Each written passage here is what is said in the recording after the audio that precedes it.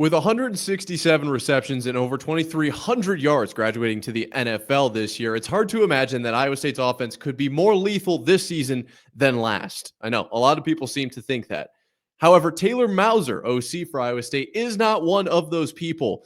He thinks this offense could be better, and actually, wildly enough, that the wide receiver room could be even better. I know. We're going to talk about it today on Locked On Cyclones.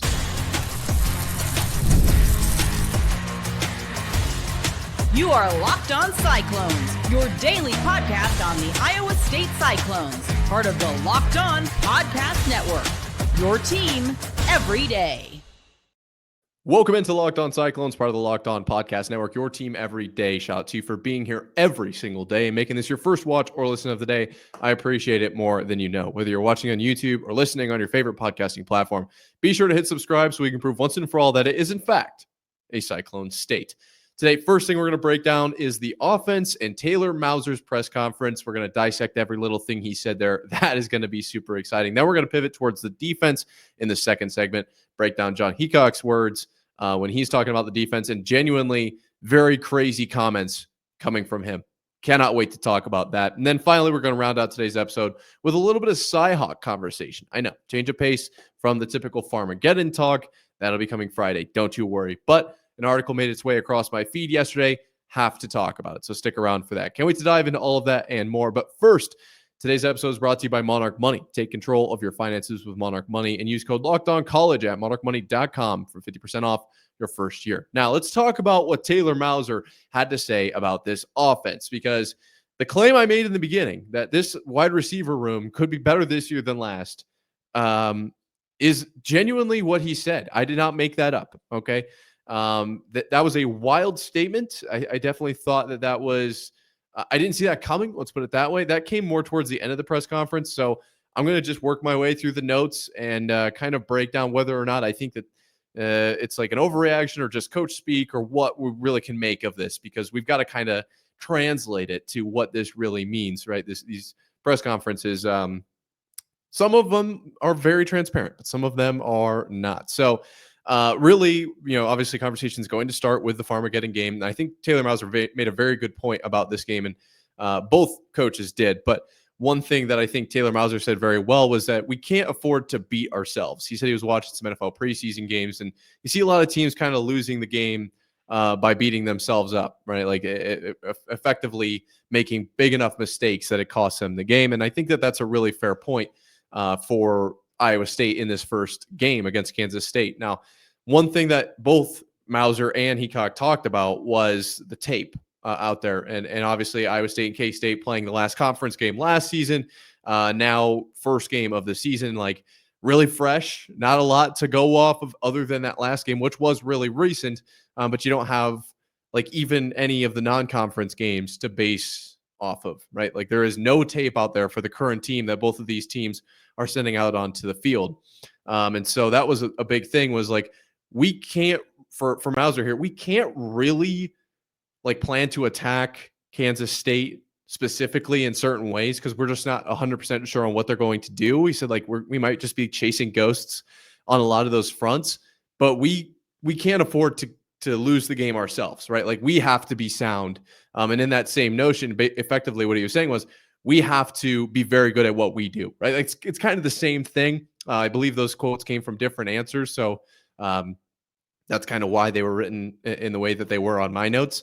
But I think that's absolutely true. I think if Iowa State, and this is kind of what I've said on the Farmageddon Fridays, if Iowa State can just hang in the game with good defense and not throw it away on offense, like just be in the game and not necessarily give the Kansas State a bunch of points from turnovers or really good field position off turnovers or whatever the case is, I think they're in a really good spot. Are they going to fire off 5 touchdowns to start the game? I really hope so. Truly, honestly, I hope so. And I think they could, but they might not, right? It might take a few drives for this team to really find their rhythm. They're not playing some FCS school here. They're playing a top-tier Big 12 opponent, and the sled might be a little tough at the beginning, right? You got to kind of make adjustments on the fly, which we'll talk about on the defensive side of things as well. But that was where my mindset was really for a couple months now. This offense just needs to hang, not beat themselves up, not lose the game for themselves. And I think Iowa State will be just fine in this game. As far as position battles, the tight end battle was one that was chatted about a lot in this presser. And really the biggest thing that I pulled out of this is that Bramer and Burkle are going to be dogs this season. Okay. They're going to be very, very, very good. Cooper Alexander, third name out of Mauser's mouth by my count. And then also Tyler Moore in there as well.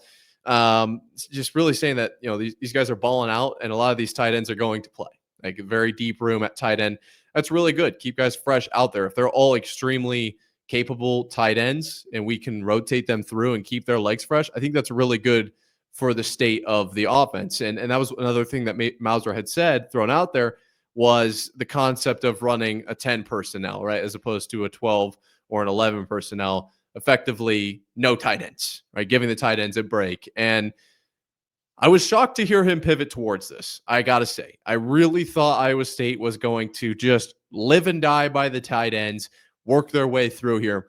I was a little bit surprised by this comment. However, his comments afterwards, talking about the wide receivers, kind of like justified his statement, if that makes sense. It kind of made it made sense why he said what he said, because he did say that this is like the best wide receiver room that he's seen since he's been at Iowa State. Well, I mean, that's pretty bold. That's pretty out there. I'm not going to lie to you. Obviously, Higgins and Knoll, very good last season. As I said, 2,300 yards, 167 receptions. I think that means they're pretty good at football. Like, they're pretty good. Maybe he means just deeper. There's a very, very high chance of that, I think. So to answer the question of, will Iowa State be okay passing the ball this season? I think absolutely. I absolutely think so. And that was I believe Drake Toll asked me that question of Lockdown Big 12. I said, yeah, it shouldn't really be a problem. I think that, across the tight end, wide receiver, and running back positions, I think Iowa State is going to be just fine. And now with that comment about the wide receiver room being what it is, like, I think that's really good news. And I've been very high on the tight ends.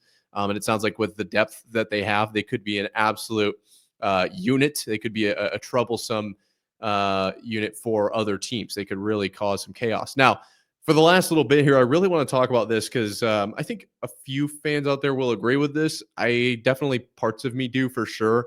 Mauser he said he's still bitter and he still kicks himself for a lot of or not a lot, I guess, but a few of the calls that were made last season. And that basically they were really good learning opportunities and he's going to try to be better. Yeah, I would hope he said that and not that, I hope to be about as good as I was last year after immediately. Like, that's never something you want to hear a coach say. So it does make sense that he would make the comments he made. But I was a little shocked to hear how negative he was towards last season, just with the state of the team and injuries and this, that, and the other. I was a little bit surprised. I didn't expect him to say, like, kicking myself over calls I made, getting caught up in the moment. Still pretty bitter about those things. So I do think that he takes it like really, really to heart, to like seriously, like, duh, it's his job, but you know what I mean? And I think we could see some development and growth there. So we talk so much about like, how good are the players on the field going to be? How much have they progressed? I think we're going to see a progression in offensive play call, like decisions from Mauser on this front. I think that's really exciting. I definitely think there are fans out there that were like, this is not good enough. What are we doing? What calls are we making here? And there were certainly calls last year where I was like, don't feel like that was maybe the best call. Maybe we could have done something else there. And I'm sure that those are the plays that Mauser is thinking of, and you learn from each one of those. So yes, I do think Iowa State is going to be just as good, if not better, at the quarterback position. I think probably better. At wide receiver, I would argue just as good. And the ceiling to go higher is probably there based on this recent press conference with Mauser. I probably wouldn't have said that a few weeks ago just because of how high of a ceiling that Higgins and Knoll set. But it sounds like there is potential. Chase and Xavier, Sowell and Townsend, respectively, apparently have been just lighting it up. Like, first in, last out. Like he said, like they act like they've been in the system for years. Also, another thing really quickly, Mansky, same way, apparently, very mentally prepared. So keep that in your back pocket. Little nugget for you there. But this offense, like, going to be better, I think, across the board for 99% of it. Like, the offensive line we didn't even get to today. going to be a very good position. Maybe we'll talk about it tomorrow. But the OC position, right? Where's Taylor Mauser going to be compared to last year? I think better. I genuinely do. Now, I was shocked to hear John Heacock say that this defense could get better in one specific way. Genuinely. We're talking about that coming up right here after this. Most people can't name all their financial accounts or even what they're worth, whether it's 401ks, properties, or investments. And when you don't have the full picture, you can end up leaving money on the table. That's why there is Monarch Money. It's an all-in-one personal finance tool that brings your entire financial life together in one clean, easy-to-use interface on your laptop or your phone. Monarch does the heavy lifting for you. You can link all your accounts in minutes, see clear data visuals, get smart categorization for your spending, and finally, feel in control of your money without ever having to touch a spreadsheet. Me personally, I linked all my accounts and immediately spotted a few trends that I just had to take care of. A couple subscriptions I wasn't using. Canceling those saved me a ton of money. Don't let financial opportunities slip through the cracks. Use code LOCKEDONCollege at monarchmoney.com in your browser for half off your first year. That's 50% off your first year at monarchmoney.com with code LOCKEDONCollege. The pivot to defense here at Locked On Cyclones, part of the Locked On Podcast Network, your team every day, is a shocking one. I am not going to lie to you guys. When I heard this press conference, I was excited, obviously, to get to talk about it, but very surprised as well. I will say, really quickly, John Heacock and the clip that they put out last season, they would play it on the Jumbotron of him yelling, defense, defense, defense, was electric. And I wish they would have played that like for every big third down. It got me so jazzed. And I was always like the only one in the student section screaming at the top of my lungs, defense, defense, defense. I don't know. That's just me. Maybe I'm the only one that gets fired up about that. I hope they bring that back this year. Genuinely, I do. And the reason I bring that up is because I'm a fan of Mr. Heacock, of Coach here. So definitely worth at least throwing in here, I guess, as a little bit of context for you guys, because a lot of people call me a homer. And that's totally fine. I do not take offense to that because I am. I love Iowa State more than a lot of things, probably too many things, to be honest. Now, let's talk about what Heacock had to say about this defensive unit and what was so shocking. Well, let's start off with the unit as a whole. He basically said he's not sure who the 11 that are going to be starting are yet, and that there are a lot of good position battles going on. This can be taken one of two ways. I know which way I'm taking it. I will lay them both out to you. There are 11 positions, and Iowa State, this is option one, doesn't have enough good players to send out a full defense. This is probably ridiculous to even mention or throw out into the universe, but it's an option, I suppose, because there's really two sides to this coin. And the other side is every single position is so deep. It's like, who do we even send out as the starter? And would it be a Curtis Jones type of situation where like the backup is effectively as good, if not, well, probably not better per se, but maybe better at different aspects of defense than the starter? So it's like, who do we actually send out there? It's hard to really send out a starter for every single game when our unit is so deep, and maybe one is better against a Kansas and one's better against a Kansas State with the offensive styles that they run. That's the way, that I am choosing to take this. I am choosing to look at this, and I think this, this isn't even like a delusional like statement. I genuinely think that that's where this defense is. I think that this defense is so deep across the board. It's just like, which one are we going to send out there? Who is going to feast today? Like, which player is going to step up, I guess, is not really the best way of saying it, because it kind of makes it sound like none of them are that good. It's more like, whose turn is it?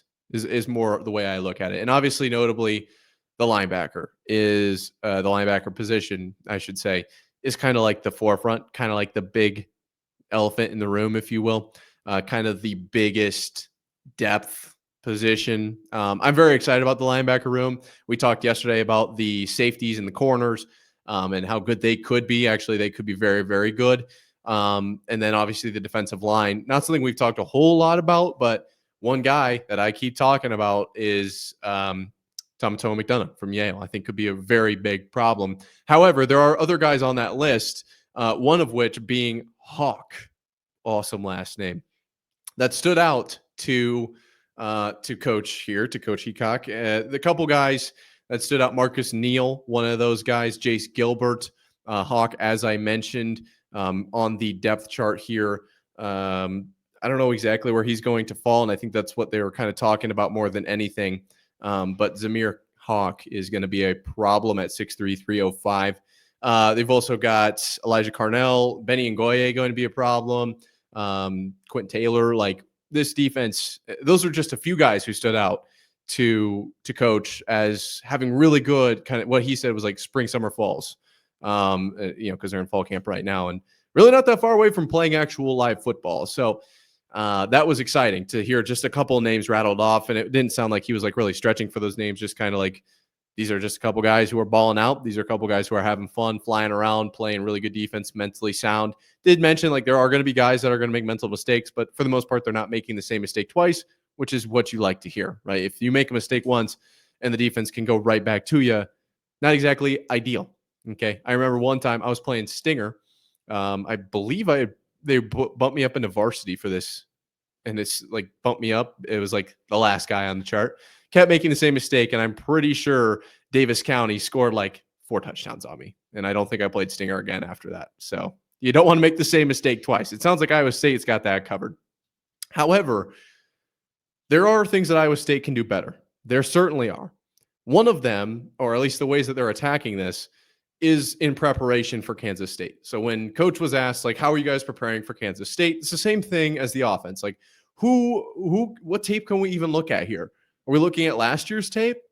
Because it's a different team. And we also know that they're looking at that tape and we're looking at that tape and they're looking at our tape. And it's like this big game of cat and mouse and who notices what and who actually reacts to that. Are they going to, is that something we have to game plan for? Like what's happening here? So really what coach said was, we're just going to focus on being the best that we can. And a good way for them to do that is to look at their defense last year. Where were their problems? Where was Iowa State beat on defense? How, in what way, by who, and what did that player have that allowed them to slice and dice the Iowa State defense? And then how can we fix that? Right? So if we're constantly getting beat up the seams, how can we try to protect the seams? Like, how can we make this better for Iowa State? That's kind of what he was saying. And that's, I think, probably a good mindset to have. And really more than anything, instead of, trying to figure out how to stop the melon from getting in the boat, let's patch up the boat that's leaking first. Just came up with that on the fly, if you couldn't tell. Not exactly the best analogy of all time, but you get the point. Let's take care of what we can first, for sure.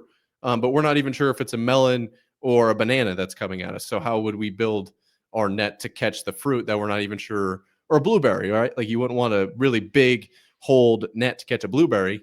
You'd want a really fine net, but you wouldn't want a fine net to catch a melon because they don't make fine nets that big. So then you couldn't catch the melon. Let's just worry about patching the holes in our boat. Like, let's just worry about us. I really like that. I think that was something that I wasn't exactly expecting him to say. Makes a lot of sense though. However, the other thing I was not expecting him to say was that he was talking about effectively getting to the quarterback. That's where a lot of this stemmed from. And really where it came down to was there's 2 ways to get to the quarterback. You either get there really quickly or there's really good coverage and that forces the defensive line. Like there's just no way they don't get the sack. Like their timer is very much extended.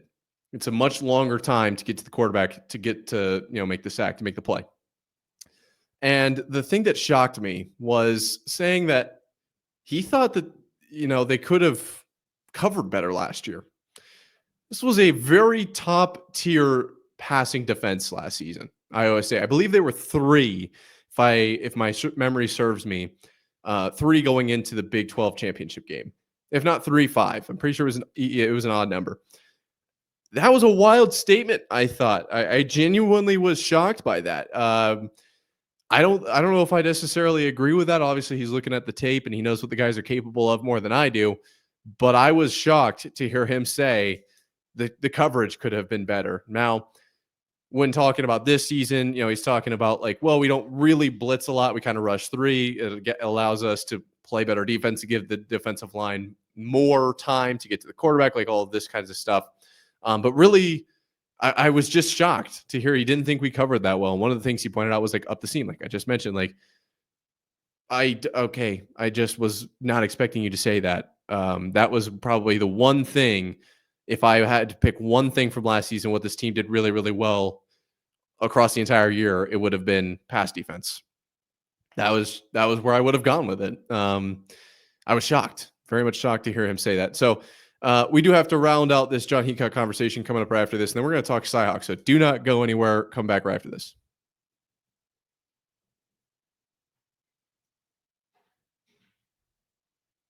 John Heacock might be the best defensive coordinator in the nation, at least in my opinion, here at Locked On Cyclones, part of Locked On Podcast Network, your team every day. However, he doesn't think that. Let's round out this conversation talking about the DC, and then we're going to switch over to the Cyhawk game.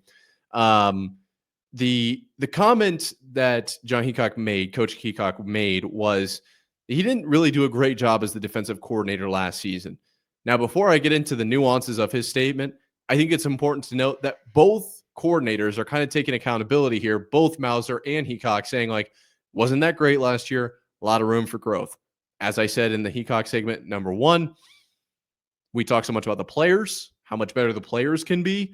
I don't think we have talked about this all off season long, and it's just not something we talk about a whole lot, is the consistency of coordinators and how much better they get over seasons, right? And so keeping the same coordinators, it's a big deal. And I think Iowa State could get a lot better as a result of that. Now, the nuances of the statement that I had just kind of alluded to were that Coach Heacock, thought that played a lot of defenses last year, didn't play a lot of defense. Sink that in a little bit. They played a lot of defenses, didn't play a lot of defense. Now, my interpretation of this is they were kind of just throwing spaghetti at the wall, hoping it was cooked. They weren't necessarily letting the spaghetti boil. That might be a better analogy.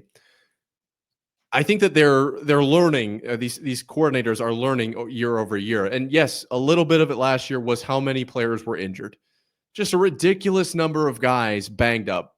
And I'm excited to see how that translates to this year with them back out on the field and the depth that creates, which we've talked about so many times. But I'm interested to see, does Iowa State run a much more simple defensive package this season? Is that what's going to happen as a result? They thought, okay, maybe if we have this many defensive packages, it's causing confusion for the linebackers, especially when they're thinned out because of injury. It's causing more confusion than it's worth, although technically in some situations, maybe a Tampa 2 is better. Maybe we just go with a traditional cover 2 or cover 3, which I would argue Tampa 2 is probably closer to cover 3. I don't really know it that well. Anyway, you get what I'm saying. Why not just be really, really good at making Reubens instead of saying we can make any sandwich ever and not really being sure how to make the macaroni and cheese bun hamburger?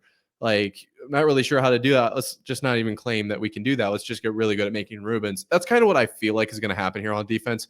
I feel like they're going to get really, really dialed in on a few defensive sets, and they are going to nail those week in and week out. And when you get really good at that and you can make minor adjustments based on offensive formations or obviously from watching tape, I think that you're probably going to be a lot more sound comparatively to a unit that is like, oh yeah, I'm pretty sure in Tampa 2 with 3 split out to the left and 1 to the right in a Ringo call, I'm supposed to be right about here, like this gap-ish and like maybe around this depth.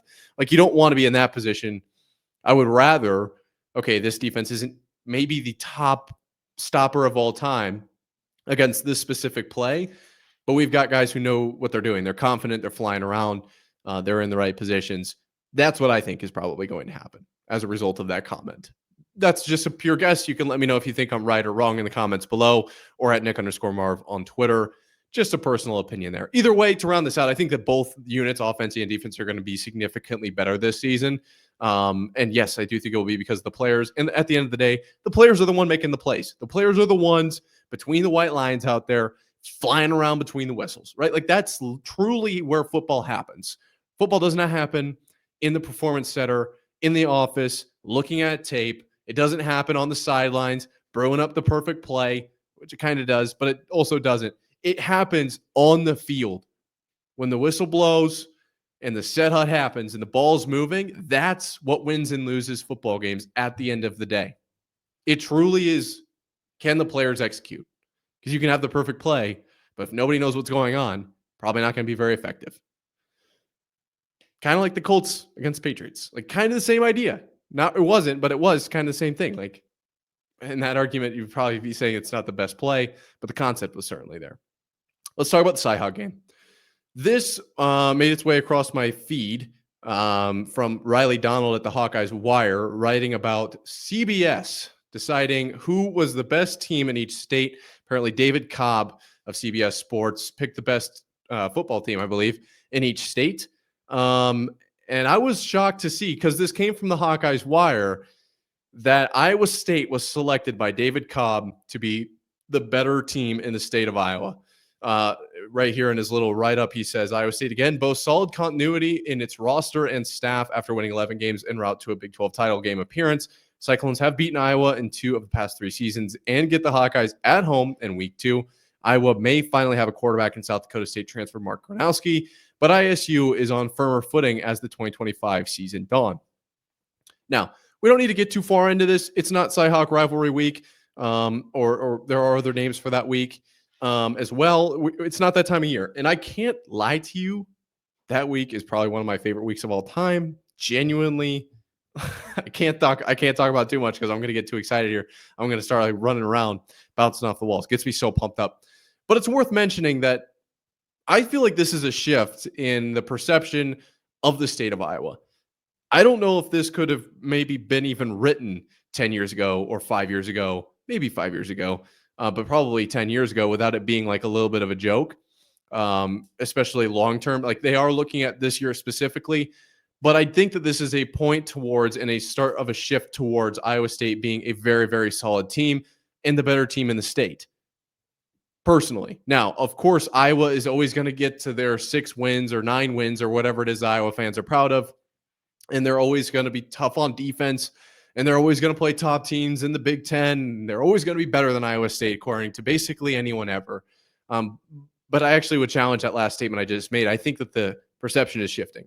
I think we are now getting to a point where Iowa State, if not considered better, is at least respected a significant amount more. And it comes, obviously, as a result of success under Matt Campbell. But this season, I think, is the biggest kind of kicker. Can they sustain this success? Can they go from an 11-win season and a Big 12 runner-up last year to a 10-win Big 12 champion, to a 10-win Big 12, even a 10-win Big 12 runner-up?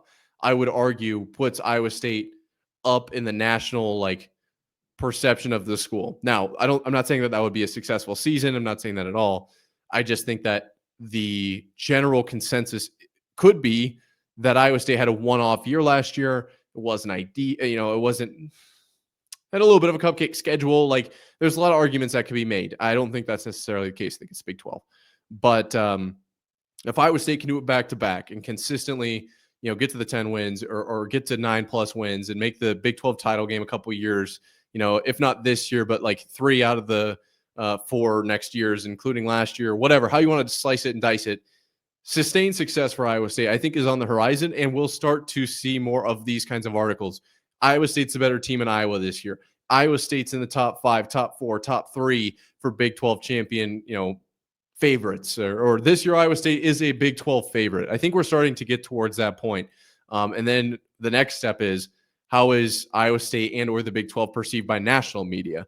Are they a college football playoff contender, or is it just throw one of the Big 12 teams in there, take your pick? Is it Baylor? Is it Utah? Is it Iowa State? Is it Arizona State? Whatever. There's not going to be 2 of them. And I think as Iowa State gets better, which I think that they are, you will start to see the respect for the conference also go up. We could dive into why that is more at a different date, not today.